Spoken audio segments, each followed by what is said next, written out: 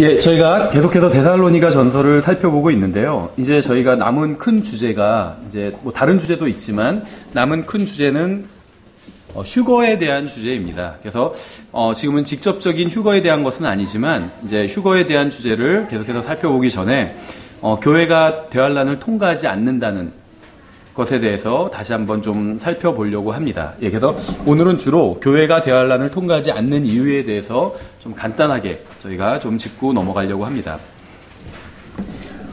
교회는 대환란이라고 알려진 두려운 날이 이르기 전에 이제 이 세상을 떠나게 됩니다. 이게 이제 성경에서 말씀하시는 고정된 진리입니다. 그래서 대환란은 성도들 중에는 대환란을 통과할 사람도 있을 겁니다. 하지만 여기서 제가 말한 이 성도는 교회는 아니라는 거죠. 그래서 한마디로 하나님을 믿는 사람 중에 대환란을 통과할 사람도 있을 겁니다, 분명히. 하지만 교회는 대환란을 통과하지 않습니다. 여기서 말하는 교회라는 거는 예수님을 잘 믿든 못 믿든 예수님을 믿고 구원받은 모든 사람들을 포함하는 겁니다. 그래서 신앙생활을 열심히 하건 열심히 하지 않건 그건 상관없어요.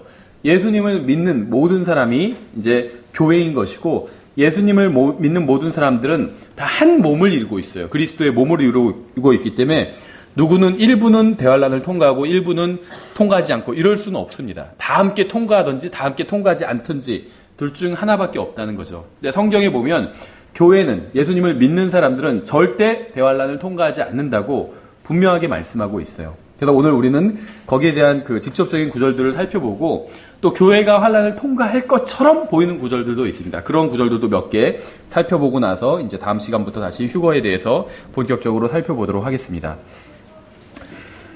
예수님께서는 환란 전에 다가올 진노의 날이 이르기 전에 먼저 오셔서 교회를 데려가시겠다, 이렇게 분명히 약속을 하셨습니다.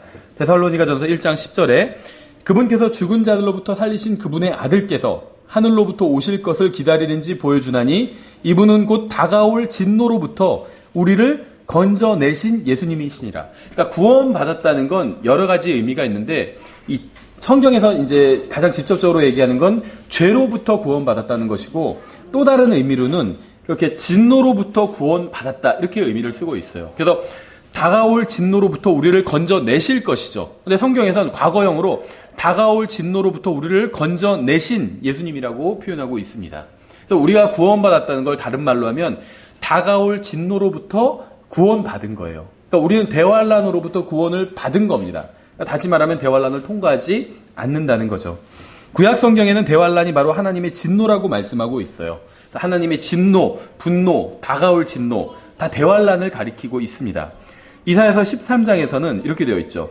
보라, 주의 날 곧 진노와 맹렬한 분노로 인한 잔혹한 날이 이르러 그 땅을 황폐하게 하며 그분께서 그 땅의 죄인들을 그곳에서 끄집어 내어 멸하시리니. 대환란에 대한 묘사예요. 스바냐서 1장과 3장에서도 같은 사실을 증언하고 있어요. 주의 진노의 날에는 그들의 은이나 그들의 금이 그들을 건지지 못하며 그 온 땅이 그의 질투의 불에 소멸되리니 그가 그 땅에 거하는 모든 자를 신속히 제거하리라. 주의 진노의 날, 대환란을 가리키고 있다는 거죠.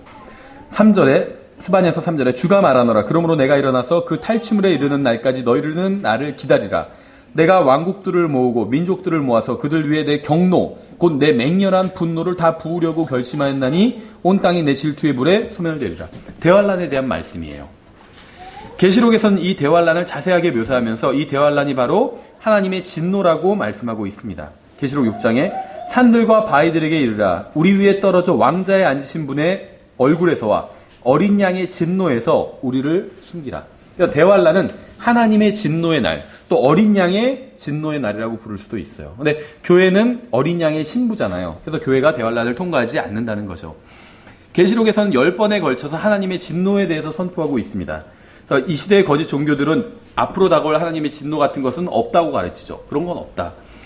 그러나 사람들이 죄에 대한 하나님의 심판과 진노가 없을 거라고 안심하고 있을 때 이제 하나님께서는 그 하나님의 진노의 날은 임하게 될 거예요.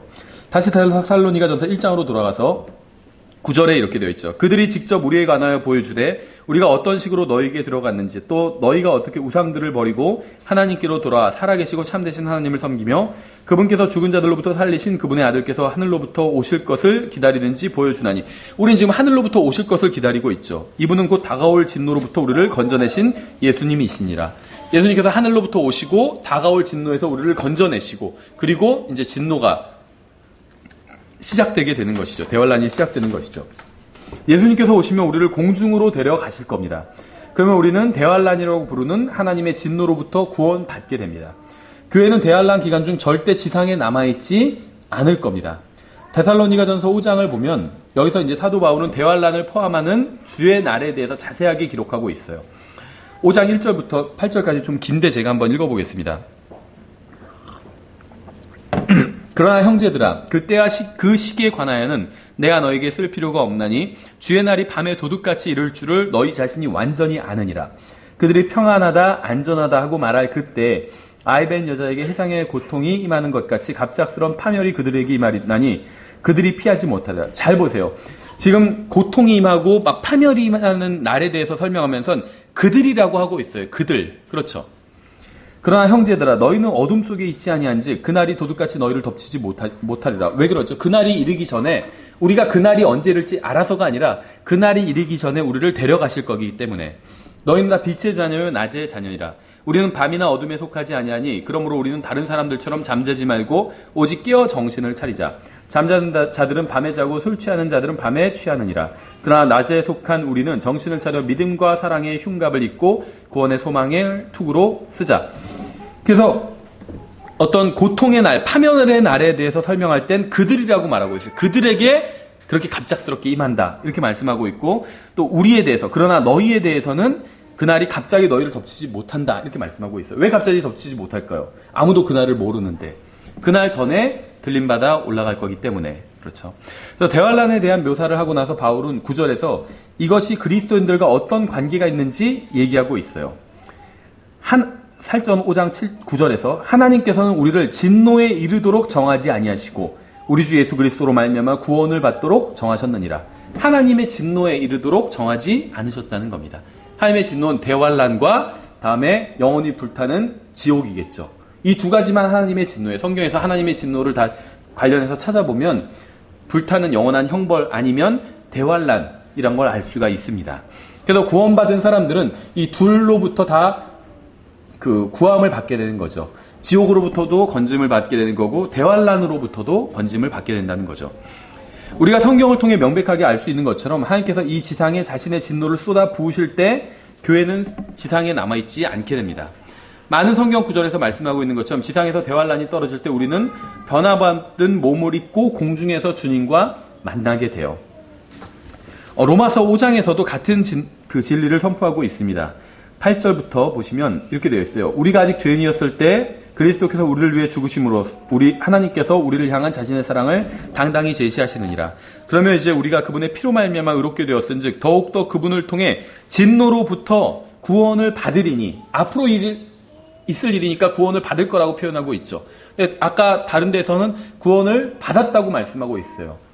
왜냐하면 우리는 그날 건짐을 받을 걸 보증을 받았기 때문에 성령님의 보증을 받았기 때문에 구원을 이미 받았다 이렇게 표현하고도 있고 또 다른 곳에선 구원을 받을 것이다. 실제로 아직 그날이 이르지 않았으니까 미래형으로 이렇게 말씀하고 있다는 거죠. 이는 우리가 원수였을 때 하나님의 아들의 죽음으로 말미암아 하나님과 화해하게 되었을진데 화해하게 된 자로서 더욱더 그분의 생명으로 말미암아 구원을 받을 것이기 때문이라. 로마서 5장의 본문은 굉장히 놀라운 말씀입니다. 왜냐하면 성경에서 말씀하시는 구원의 본질을 삼중적으로 제시하고 있기 때문에 8절은 과거를 다루고 있어요. 과거에 그리스도께서 우리를 위해서 죽으셨죠. 10절에서는 현재를 다루고 있습니다. 현재 그리스도께서는 우리를 위해서 중보하고 계세요. 그렇죠. 그다음에 9절은 미래를 다루고 있어요. 9절은 하나님의 진노가 임하는 날인 대환란에 우리가 구원받게 될 것이라고 말씀하고 있습니다. 그래서 데살로니가전서 1장 10절에서 말씀하신 것과 정확히 같은 것을 증언하고 있는 거예요. 구약 성경과 요한계시록에서는 하나님의 진노에 대해서 많은 것을 말씀하고 있습니다. 그런데 신약 성경의 서신서에서는 한 목소리로 우리가 대환란 전에 들림받아 공중으로 올라가게 될 것이고 하나님의 진노인 대환란을 통과하지 않을 거라고 분명하게 증언하고 있어요. 그래서 우리는 교회가 대환란이 시작되기 전에 휴거될 것이라는 결론을 내릴 수 있다는 거죠.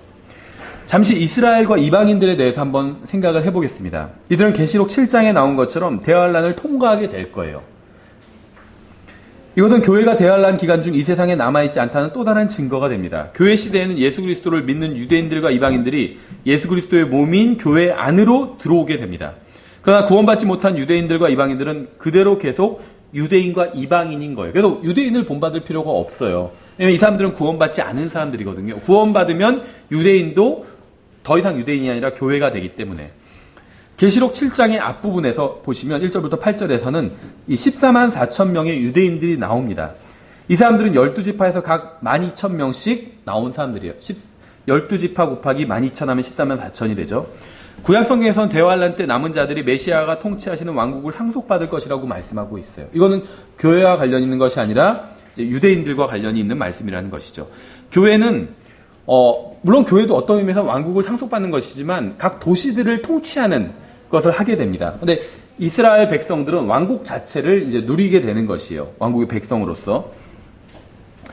그래서 1절부터 8절까지는 14만 4천 명의 유대인들에 대해서 설명하고 있어요. 계시록 7장에서. 근데 7장의 후반부 9절부터 17절에서는 좀 다른 부류의 사람들이 등장합니다. 장로 중에 한 명은 요한에게 이들이 누구인지 질문을 해요. 그 요한은 모른다고 대답을 합니다. 그러자 그가 이제 이 장로가 질문을 요한에게 했다가 요한이 모른다고 하니까 이제 이 사람들의 정체를 밝혀주는데 이들은 환란 전에 들림받은 교회가 아닙니다. 왜냐하면 장로는 이들이 자신과 다른 그룹의 사람인 것처럼 말하고 있기 때문에.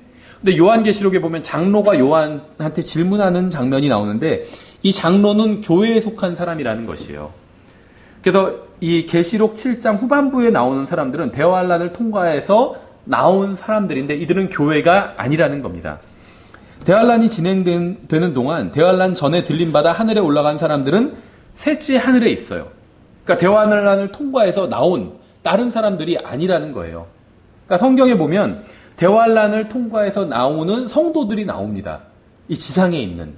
그 요한과 이 장로가 그 사람들에 대해서 막 얘기하는 장면이 나와요. 그런데 교회는 이미 들림받아서 하늘에 있습니다. 이 지상에 있는 사람들이 아니라는 거예요. 계시록 21장 22절에서 이렇게 말씀하고 있어요. 또 내가 그 안에 성전을 보지 못하였으니 이는 주 하나님 전능자 어린 양께서 그 도시의 성전이시기 때문이라. 이건 어디일까요? 새 예루살렘에 대한 표현이죠. 새 예루살렘은 누가 가는 곳이죠? 구원받은 그리스도인들이 가게 되는 곳이에요. 새 예루살렘은. 그렇죠. 그래서 우리의 어머니와 같다고 성경 말씀하고 있죠. 갈라디아서에서도. 근데 유대인들은 새 예루살렘에 들어가는 게 아니에요. 유대인들은 문자 그대로 옛 예루살렘과 이스라엘 땅, 회복된 땅에서 살게 됩니다. 새 예루살렘과 관련이 없습니다. 그래서 새 예루살렘에 보시면 여기는 성전이 없다고 그래요. 왜 그런지 아세요? 새 예루살렘은 교회와 관련이 있는데 교회는 성전과 관련이 없습니다. 지금 우리가 모이고 있는 예배당은 성전이 아니에요. 이건 그냥 예배당일 뿐이지. 그렇죠. 그런데 계시록 7장에 제가 지금 7장에 나온 사람들에 대해서 얘기했잖아요. 7장에 보면 이 사람들은 여기엔 성전이 나와요. 계시록 7장 15절에 그러므로 그들이 하나님의 왕자 앞에 있고 또 그분의 성전에서 밤낮으로 그분을 섬기느니라. 또한 왕자에 앉으신 분께서 그들 가운데 거하실 터인즉. 성전이 나와요. 그러니까 계시록 7장에 나온 사람들은 환란을 통과한 사람들인데 성전과 관련이 있는 사람들입니다. 교회가 아니라는 거예요. 교회가 들림받아 올라간 새 예루살렘에는 더 이상 밤이 없기 때문에. 그러니까 표현을 잘 보셔야 돼요. 교회가 들어갈 곳인 새 예루살렘엔 성전이 없어요. 교회는 성전과 관련이 없기 때문에 또 밤과 낮도 없다고 그랬어요. 분명히. 그렇죠. 계시록 21장 25절에 계시록 21장에서는 새 예루살렘에 대한 표현이 그 설명이잖아요. 21장 25절에서 거기에는 밤이 없을 터이므로 낮에 그 도시의 문들을 결코 닫지 아니하리라. 새 예루살렘은 밤낮이 없어요. 왜냐하면 밤낮을 구분하는 게 빛이잖아요. 밤엔 빛이 없어요. 그렇죠. 햇빛이. 근데 예수님께서 친히 햇빛이 돼주실 것이잖아요. 그러니까 예수님이 계속 계신 한 밤이 없는 거예요. 그런데 계시록 7장의 분위기, 계시록 7장은 환란 통과하는 사람들이거든요. 이 사람들은 성전과 관련이 있어요. 근데 성전에서 밤낮으로 그분을 섬긴대요. 밤과 낮이 있죠, 그러면. 그러니까 여기는 새 예루살렘이 아닌 지상인 거예요. 그렇죠. 그래서 계시록 7장에 나온 사람들은 밤낮으로 주님을 성전에서 섬기게 됩니다. 그러니까 교회가 아니라는 거예요.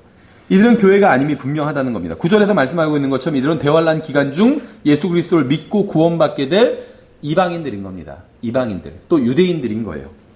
7장 9절에 이 일 후에 내가 보니 보라 아무도 능히 셀 수 없는 큰 무리 곧 모든 민족과 족속과 백성과 언어에서 나온 큰 무리가 흰 예복을 입고 손에 종려나무 가지를 들고 왕자 앞과 어린 양 앞에 서서. 이방인들도 성전과 관련이 있어요. 여러분이 그 이사야서나 에스겔서 같은 대언서를 보시면 유대인들이 머리 국가가 돼서 성전을 통해서 이제 거기서 성전에서 제사가 천년왕국 때도 나중에 제사가 계속 치러지는데 그건 죄를 제거하는 제사가 아니라 기념하기 위한 제사입니다. 마치 주의 만찬처럼. 근데 이방인들도 함께 예루살렘에 와서 절기 때는 이제 하나님께 경배를 하게 돼요. 그래서 성전은 유대인들과 이방인들 모두 다 관련이 있습니다. 근데 교회는 관련이 없다는 거예요. 하나도. 그렇죠. 성경은 구원받아 영광 중에 있는 교회와 대환란 때 구원받은 이방인들에 대해서 서로 다른 표현을 하고 있어요. 이게 굉장히 중요한데 교회를 표현할 때는 그 계시록 5장 9절에서 모든 족속과 언어와 백성과 민족 가운데서 이렇게 표현하고 있어요. out of 영어로는 전치사를. 그런데 이방인들을 표현할 땐 7장 9절에서 모든 민족과 족속과 백성과 언어에서 그냥 of를 표현하고 있어요. of로. 이게 무슨 차이냐면 교회는 이방 민족들 가운데서 나왔어요. 그러니까 이방 민족들이 있으면 그 자체가 아니라 거기서 나왔어요. 그래서 전치사 out of 이렇게 쓴 거고 이방인들은 모든 민족과 언어와 그 가운데 있는 거예요. 그래서 그냥 of를 쓰고 있는 거예요. 나오진 않았기 때문에 out을 쓰진 않았어요. 그러니까 교회는 표현이 비슷한데 족속과 언어와 백성과 민족 가운데서 out of 나왔다. 이건 교회예요. 이방인들 중에서 나오면 교회가 되는 거죠. 나와서 그리스도의 몸 안으로 들어가면. 그런데 모든 민족과 족속과 백성과 언어에서 그거는 나오진 않았기 때문에 그건 이방인 그대로예요. 그러니까 성경이 굉장히 표현을 정확하게 하고 있다는 거죠. 교회는 이방 민족들 가운데서 나와서 하나의 민족을 이룬 무리지만 대환란을 통과한 이방인들은 구원받긴 했지만 교회처럼 이방 민족 가운데서 나와서 하나님의 민족을 하나의 민족을 이루지 못했기 때문에 차이가 있는 겁니다. 그래서 성경에서 성도라고 하면 다 같은 성도는 아니라는 거죠.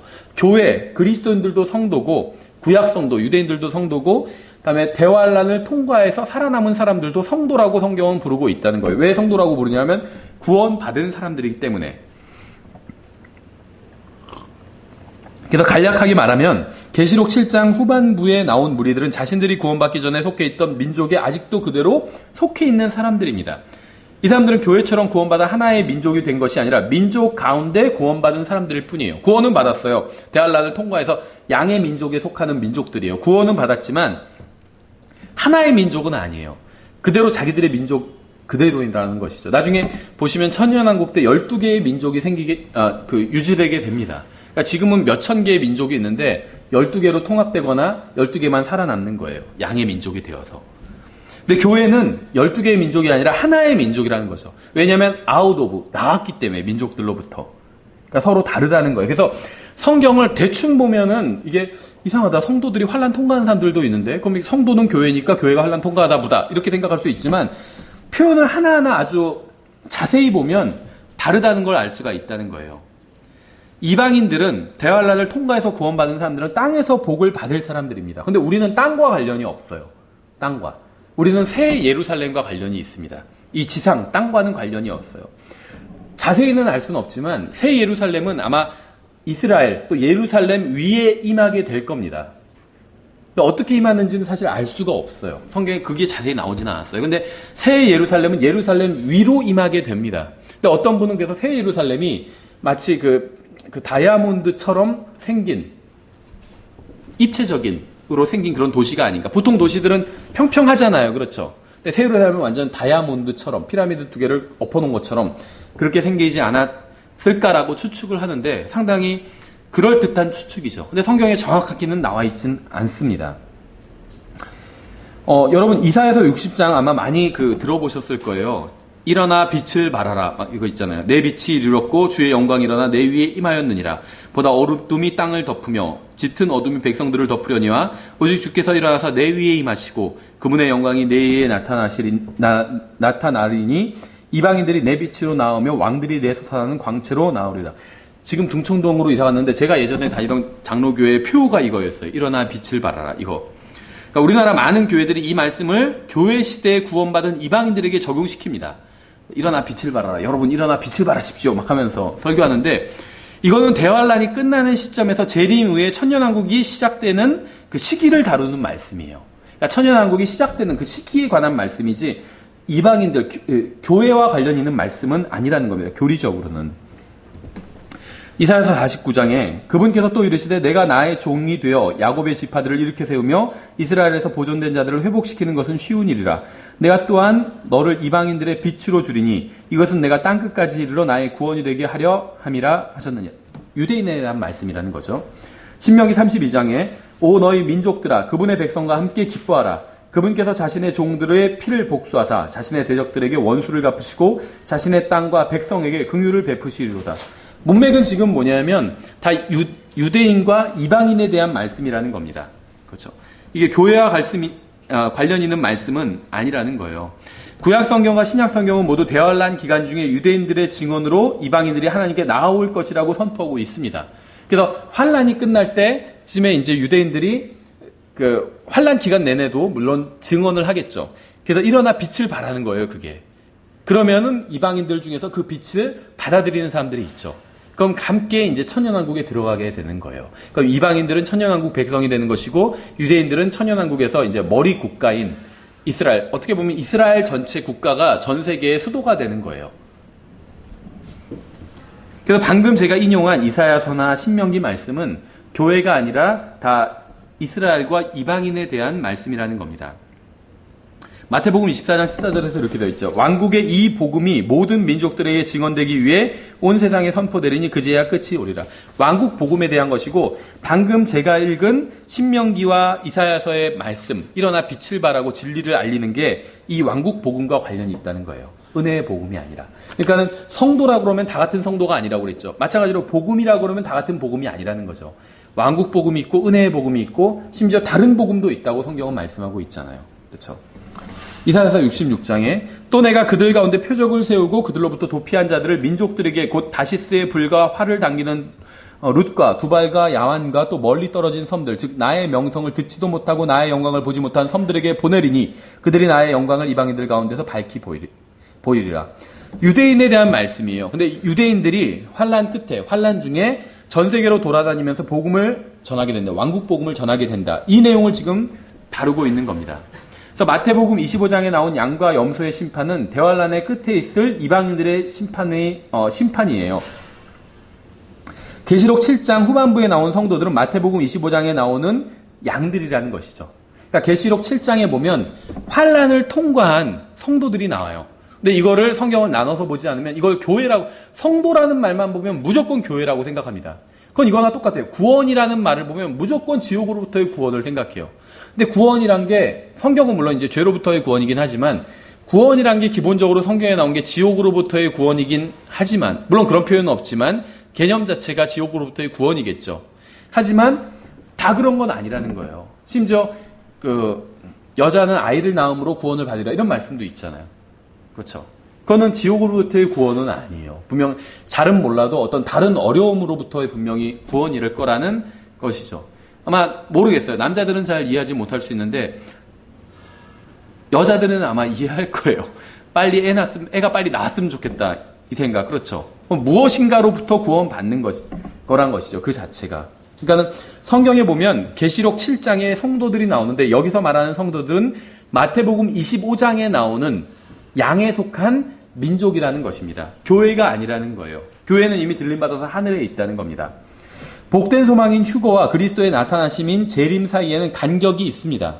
교회는 대환란을, 그래서 그 간격이 있기 때문에 그 간격이 바로 성경을 보면 대환란이라는 걸 알 수가 있고, 교회는 대환란 전에 들림받아 올라갈 것이고 휴거될 것이고, 이스라엘과 이방인들은 이제 대환란을 통과해서 그 중에서 이제 하나님의 말씀을 받아들인 사람들은 구원을 받게 될 것이고, 그렇지 않은 사람들은 저주를 받게 되는 것이죠. 성경은 휴거가 새벽별이 뜨는 것과 같다고 말씀하고 있어요. 그럼 재림은 뭐와 같을까요? 의의 태양이신 예수님께서 오시는 게 재림이죠. 그래서 아침에 태양이 완전히 뜨는 것, 이게 재림입니다. 근데 휴거는 새벽별과 같다고 말씀하고 있어요. 계시록 22장 16절에 이렇게 되어 있어요. 나 예수는 내 천사를 보내어 교회들 안에서 이것들을 너에게 증언하게 하였노라. 나는 다윗의 뿌리요 후손이요 빛나는 새벽별이라 하시더라. 교회는 항상 휴거를 상징하는 새벽별과 관련이 있습니다. 샛별과. 베드로서 1장 19절 또 우리에게는 더 확실한 대언의 말씀도 있으니 날이 새어 샛별이 너희 마음속에 떠오를 때까지 너희가 어두운 곳을 비추는 빛을 대하듯 이 말씀에 주의를 기울이는 것이 잘하는 것이니라. 그래서 새벽별, 샛별 이것은 휴거와 관련이 있어요. 그래서 교회는 샛별과 관련이 있습니다. 근데 해가 뜨는 것 이거는 재림과 관련이 있어요. 그래서 이건 유대인들과 관련이 있습니다. 그러나 내 이름을 두려워하는 너희에게는 의의 해가 자기 날개들 안에 병 고치는 능력을 가지고 떠오르니 말라기 4장 2절에 나온 말씀이요. 재림과 관련이 있다는 것이죠. 새벽별은 태양이 뜨기 전에 먼저 뜹니다. 그렇죠. 그리고 태양이 떠요. 새벽별은 아침이 오기 전에 뜨는 별이고 태양이 뜨면 아침이 옵니다. 그래서 우리는 이런 누가복음 지금 이런 예를 들면 이런 구절 12장에 주인이 만일 2경에 오거나 3경에 왔을 때 그들이 그렇게 하고 있는 것을 보면 그 종들은 복이 있도다. 이런 말씀을 주의해서 생각해 봐야 돼요. 3경은 마가복음 13장에 의하면 닭이 울 때입니다. 그러므로 너희는 깨어있으라. 집주인이 어느 때에 올는지 저물 때일지 밤중일지 한밤중일지 닭 울 때일지 아침녘일지 너희가 알지 못하니라. 이건 모두 교회와 관련이 있는 말씀이라는 것이죠. 그다음 마태복음에서는 예수님께서 4경에 유대인들에게 오시는 장면이 나와요. 밤 4경에 예수님께서 바다 위로 걸어서 그들에게 가시니 이때는 이제 아침이 시작되는 때입니다. 그래서 주님께서는 교회에게 오시는 시간과 유대인들에게 오시는 시간은 명백하게 다르다는 거예요. 유대인들에게 오실 때 아침에 오시는 거고 교회에 오실 땐 새벽에 아침이 오기 바로 직전에 오신다는 것이죠. 이 두 시간, 두 때가 서로 다르다는 겁니다. 골로새서 3장에서는 이렇게 말씀하고 있어요. 우리의 생명이신 그리스도께서 나타나실 때 너희도 그분과 함께 영광 가운데 나타나리라. 예수님께서 재림하실 때 우리가 예수님과 함께 나타나게 된다는 거예요. 그렇죠? 그러니까 그렇게 하기 위해선 교회가 먼저 휴거되어야만 예수 그리스도와 함께 지상에 재림할 수 있다는 거죠. 계시록 19장에서도 하늘에 있는 신부를 볼 수 있습니다. 신부인 교회는 하늘에서 예수 그리스도와 혼인식을 치르게 됩니다. 어린 양의 혼인식은 주님께서 이 세상을 심판하러 오시기 전에 있을 사건이에요. 그래서 휴거와 재림 사이에는 7년간의 기간이 있습니다. 그러니까 이 두 시간은 결코 같은 시간에 일어날 수 없다는 거예요. 7년의 시간차가 있다는 겁니다.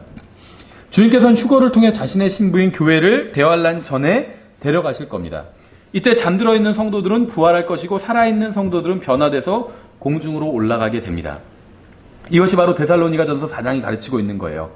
4장 13절에 그러나 형제들아 잠자는 자들에 관하여 너희가 모르기를 내가 원치 아니하노니 이것은 너희가 아무 소망 없는 다른 사람들 같이 슬퍼하지 아니하게 하려 함이라. 참 성경의 표현이 놀라워요. 여기서 말하는 잠자는 자들은 어떤 사람들일까요? 그리스도 안에서 죽은 사람들이죠. 그렇죠. 근데 반대로 죽어있는 그리스도와 예수님을 믿고 죽은 사람을 성경에선 잠자는 자들이래요. 그렇죠. 그런데 이 세상에 살아있는 사람들에 대해서는 성경에서 뭐라고 하죠? 죽은 자라고 불러요. 그렇죠. 죽은 자로 그들의 죽은 자를 장사 지내게 하라. 그러니까 성경은 어떻게 보면 하나님의 시각과 우리의 시각은 완전히 달라요. 우리의 시각으로는 이 세상에 살아있는 사람들이 살아있는 사람들이고 예수님 믿고 죽은 사람들은 죽은 사람들이에요. 그렇죠. 우리 눈으로 볼 때는. 근데 하나님은 그렇게 부르지 않아요. 이 세상에 살아있는 사람들도 예수님 밖에 있으면 그냥 죽은 자라고 불러요. 죽은 자로 그들의 죽은 자를 장사 지내게 하라 하고 이미 죽은 사람인데 예수님 안에 있으면 살아있대요. 다만 잠자고 있을 뿐이다. 이렇게 부르고 있다는 거죠. 잠자는 자들에 관하여 너희가 모르기를 내가 원치 아니하노니 이것은 너희가 아무 소망 없는 다른 사람들 같이 슬퍼하지 아니하게 하려 함이라. 우리가 예수님께서 죽으셨다가 다시 살아나셨음을 믿을진데 그와 같이 예수님 안에서 잠자는 자들도 하나님께서 그분과 함께 데려오시리라. 우리가 주의 말씀으로 너희에게 이것을 말하노니 주께서 오실 때까지 살아서 남아있는 우리가 결코 잠자는 자들보다 앞서지 못하리라. 주께서 호령과 천사장의 음성과 하나님의 나팔 소리와 함께 친히 하늘로부터 내려오시리니 그리스도 안에서 죽은 자들이 먼저 일어나고 그 뒤에 살아서 남아있는 우리가 그들과 함께 구름들 속으로 채워 올라가 공중에서 주를 만나리라. 그리하여 우리가 항상 주와 함께 있으리라. 휴거 때를 보면 예수님께서 직접 오십니다. 재림을 보면 천사들을 보내서 막 모으세요, 사람들을. 뭔가 달라요. 재림 물론 예수님께서 직접 오시지만 천사들을 보내서 먼저 사람들을 모으는 일을 하신다는 거죠.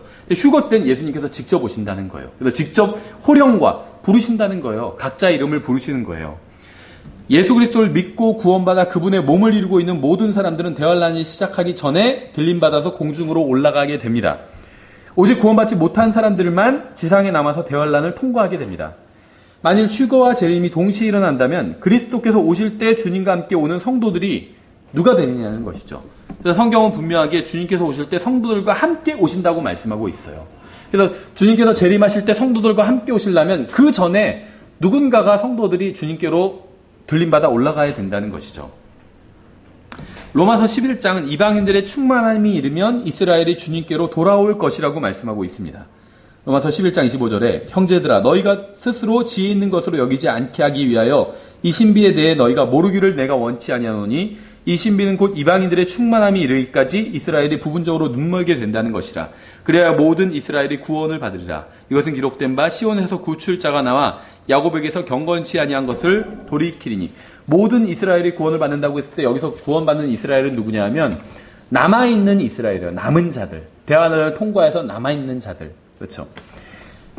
주님께로 회심한 유대인들은 대환란 전에 교회가 들림받은 후에 모든 민족들에게 왕국 복음을 선포하게 됩니다. 왕국의 이 복음이 모든 민족들에게 증언되기 위하여 온 세상에 선포되리니 그제야 끝이 오리라. 이렇게 말씀하고 있죠. 이 복음의 결과가 바로 마태복음 25장에 나온 양과 염소의 심판이에요. 대환란 때 유대인들이 전한 복음을 받아들이면 양의 민족이 되고 받아들이지 않으면 염소의 민족이 된다는 거죠. 신앙생활 잘하면 양이고 잘못하면 염소고 그것이 아니라는 겁니다. 신앙생활 잘하건 못하건 다 예수님의 양이에요. 그렇죠. 그런데 유대인들을 잘 대해주고 그 다음에 유대인들이 전한 왕국복음을 받아들이면 양의 민족이 된다는 겁니다.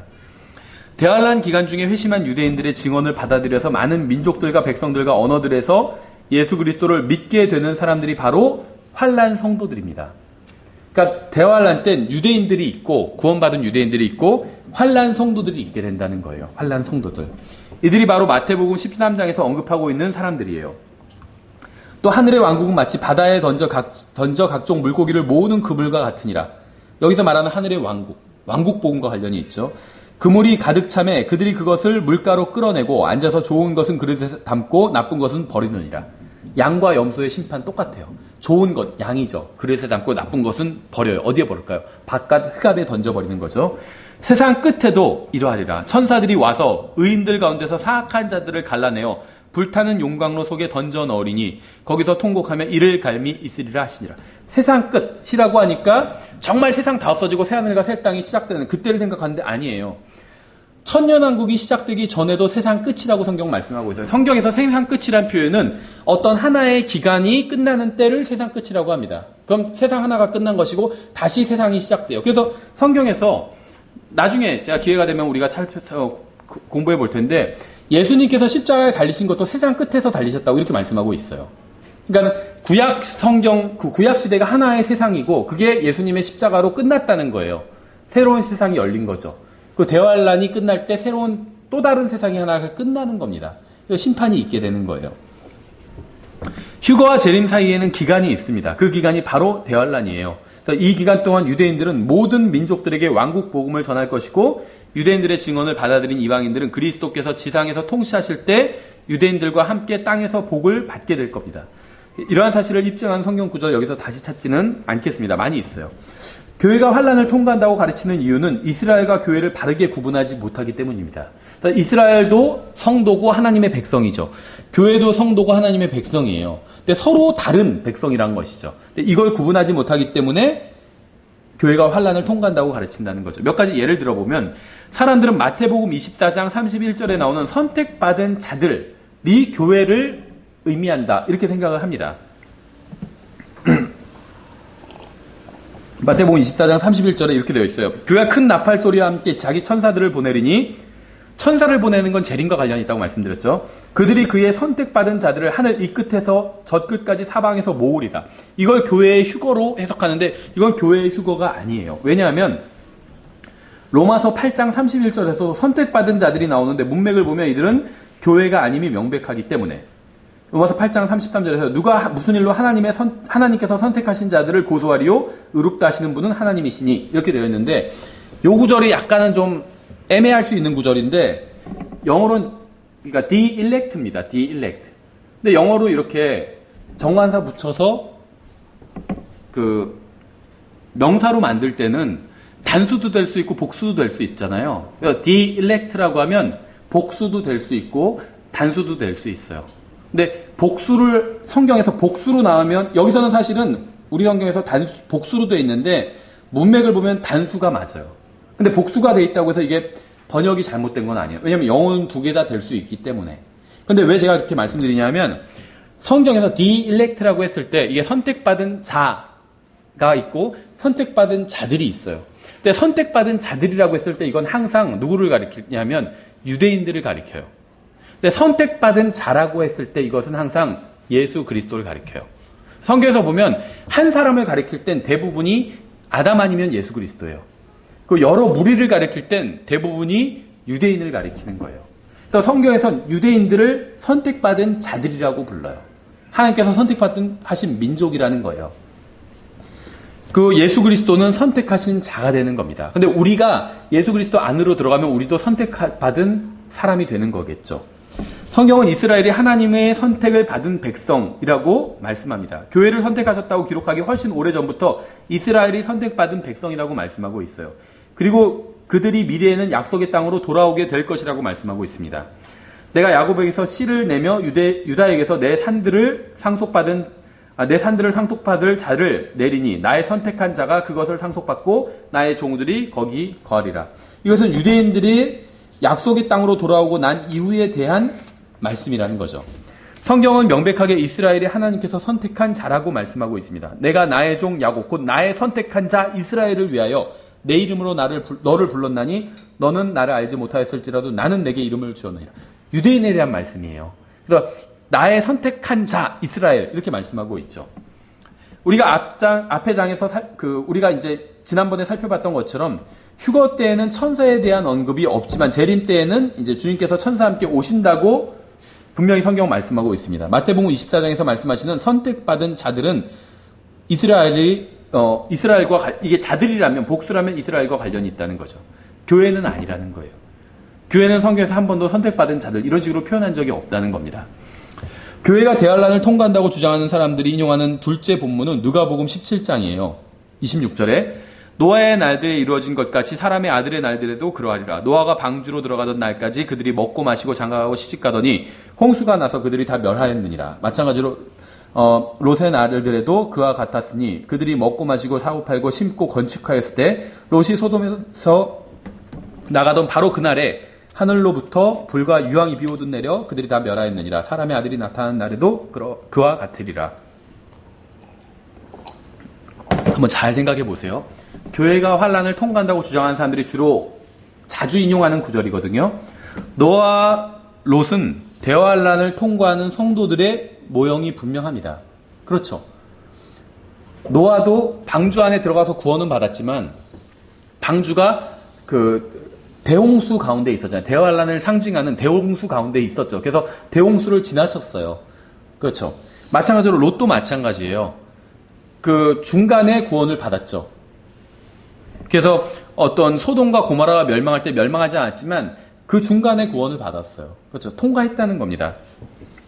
그런데 성경에 보면 이런 말씀을 하시면 사람의 아들이 나타나는 날에도 그와 같으리라 이렇게 말씀하고 있어요. 근데 좀 아이러니컬하게도 이 사람의 아들이라는 표현은 주님께서 한 번도 교회와 연관해서 사용하신 적이 없습니다. 한번 나중에 성경을 쭉 복음서 읽으면서 보세요. 사람의 아들이라는 표현이 나오면 교회와 관련이 없어요. 전후 문맥을 보면.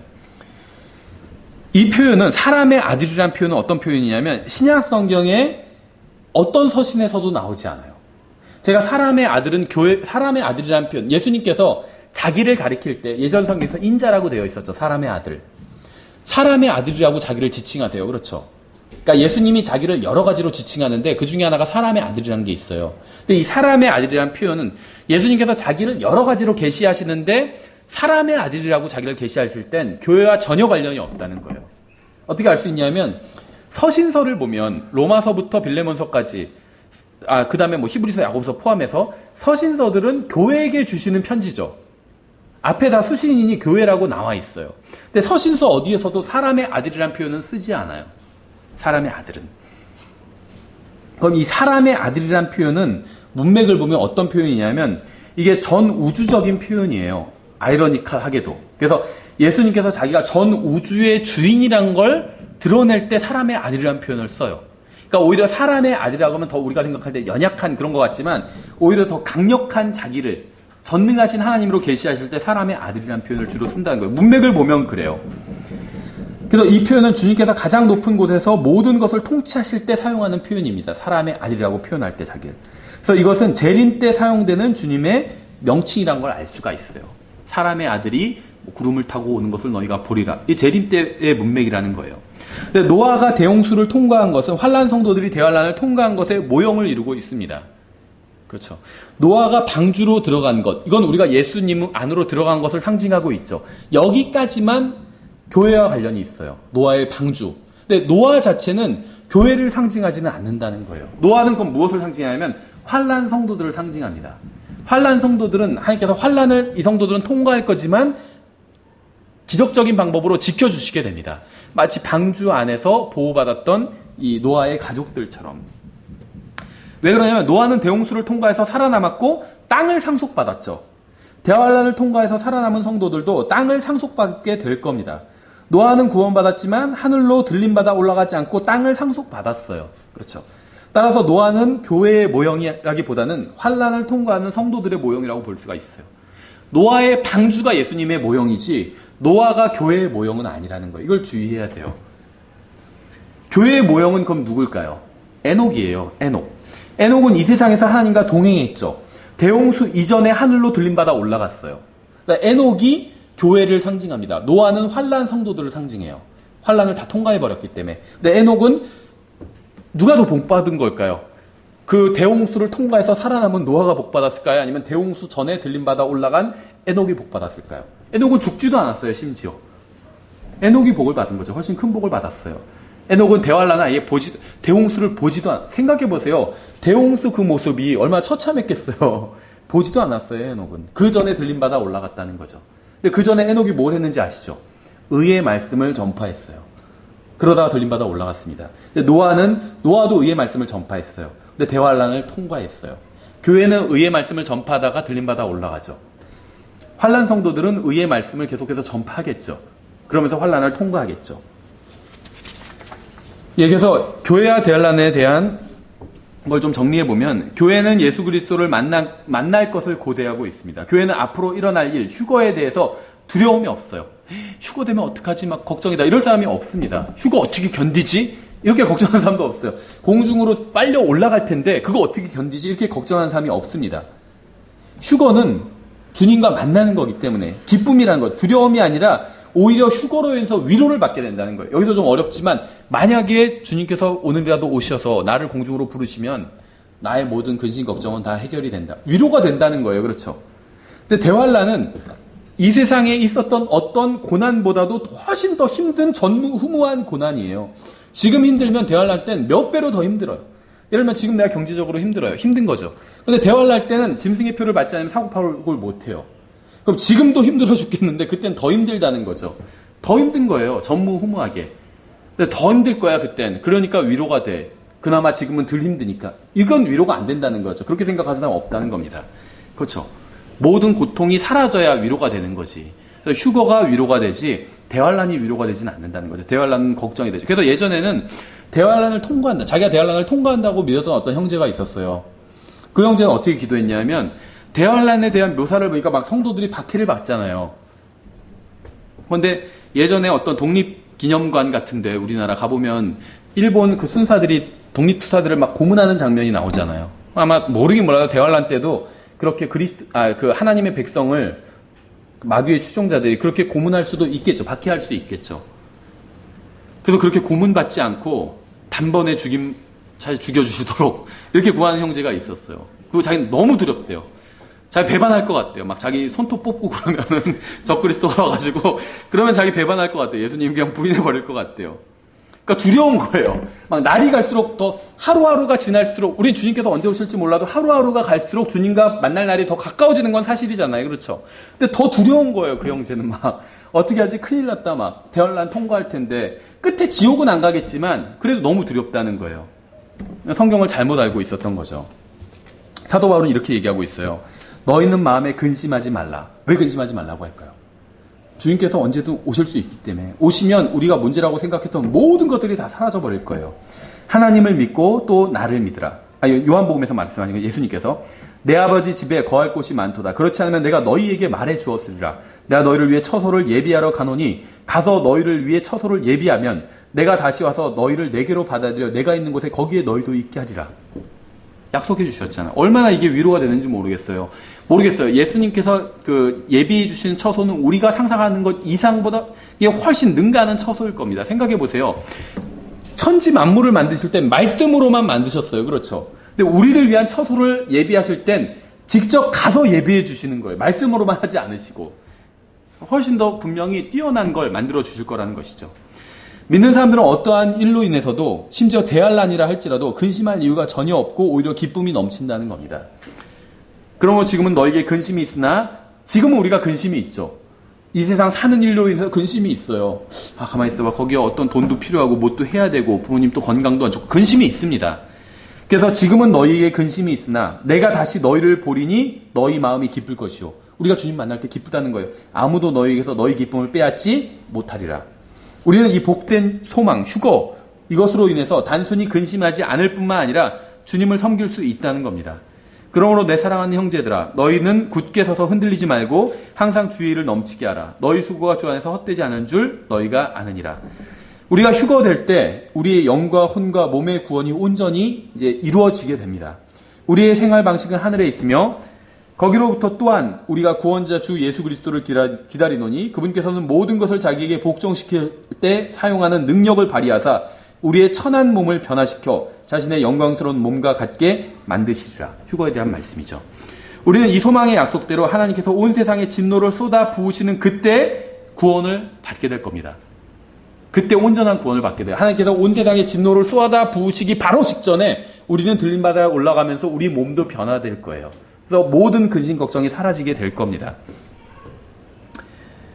그분께서 죽은 자들로부터 살리신 그분의 아들께서 하늘로부터 오실 것을 기다리는지 보여주나니 이분은 곧 다가올 진노로부터 우리를 건져내신 예수님이시니라.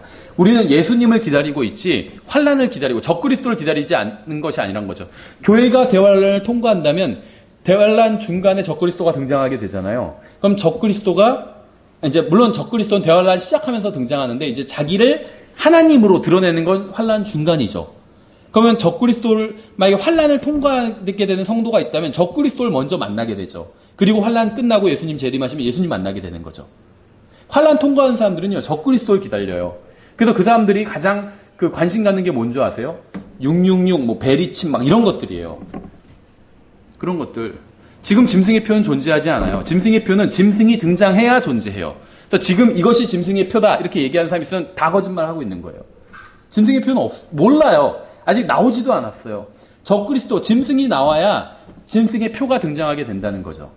그래서 환난 통과한다고 믿는 사람들은 예수님을 기다리는 게 아니라 무슨 그 프리메이슨 막 그런 그러니까 막 어둠의 조직 그다음에 적그리스도가 나중에 통치하게 될 때 어떻게 통치할 거냐 이런 거 연구하고 있어요.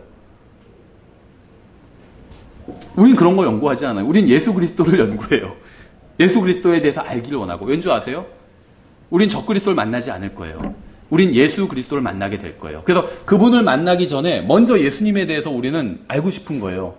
근데 적그리스도 만날 사람들은 적그리스도에 대해서 공부하고 있는 거예요. 자기네가 만나게. 물론 이제 그 중에서도 예수님 믿고 구원받은 사람은 적그리스도 만나게 되지 않을 거지만 어쨌든 간에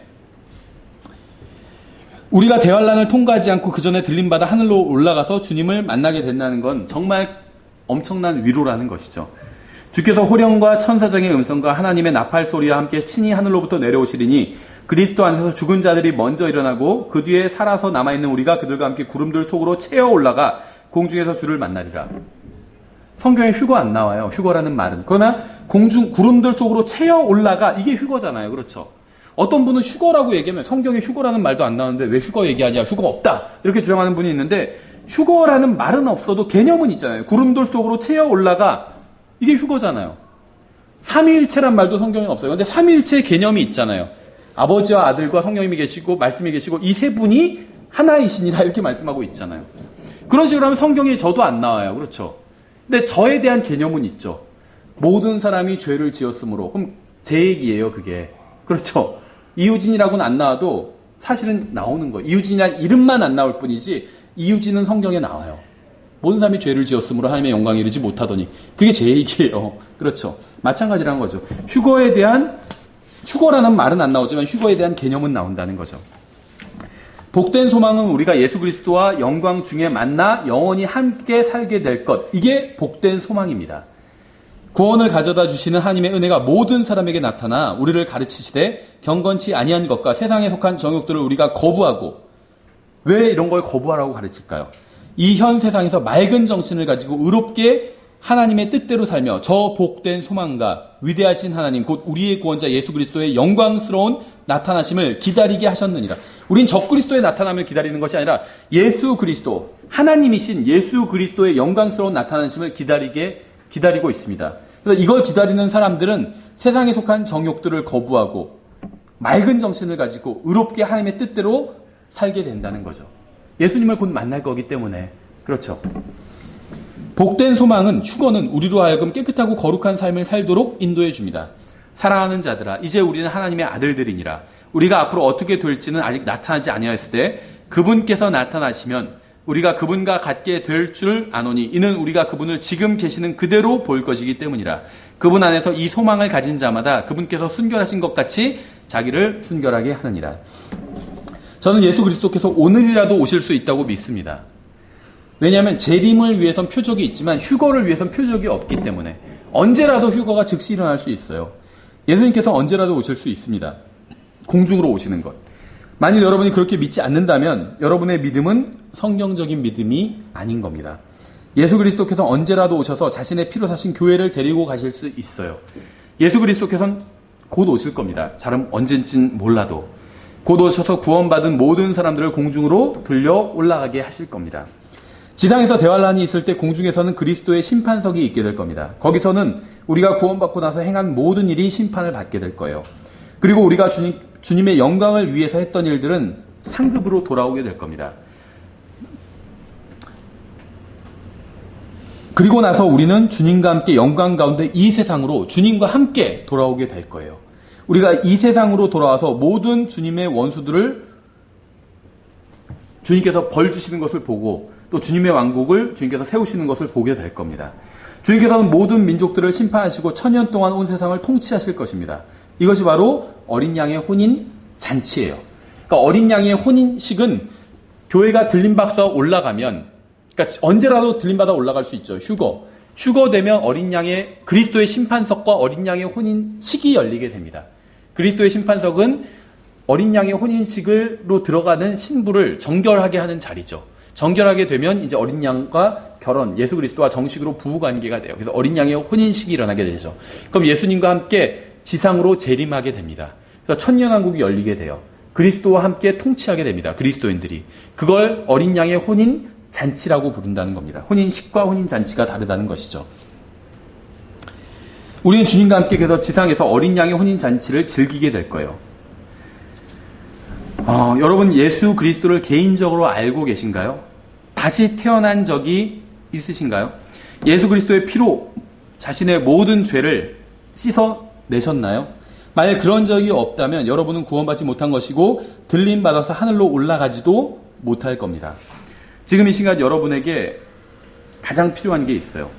자신의 의를 신뢰하지 않고 예수 그리스도를 신뢰하는 거예요. 예수 그리스도께서는 여러분이 구원받을 수 있도록 모든 일을 완수해 주셨습니다. 주님께서 하신 일을 단지 믿기만 하면 구원받을 수 있어요. 그리고 언제일지 모르지만 아마도 멀지 않은 때 주님께서 공중으로 오셔서 여러분들을 부르실 것입니다. 그럼 여러분이 이 땅에 있는 모든 것들을 다 그대로 내려놓고 들림받아 올라가게 될 거예요. 그리고 이 세상에선 대환란이 시작될 것이고 대환란이 끝날 때 우리는 주님과 함께 이 땅으로 다시 재림하게 될 것입니다.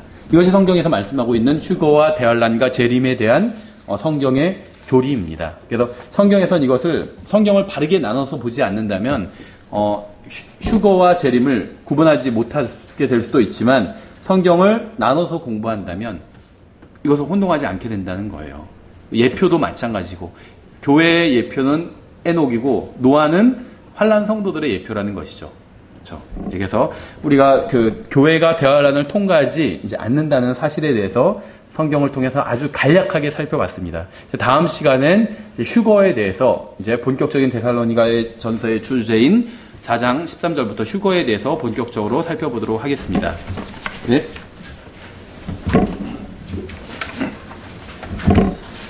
예, 찬송가 561장 주님께 찬양 드리겠습니다. 561장.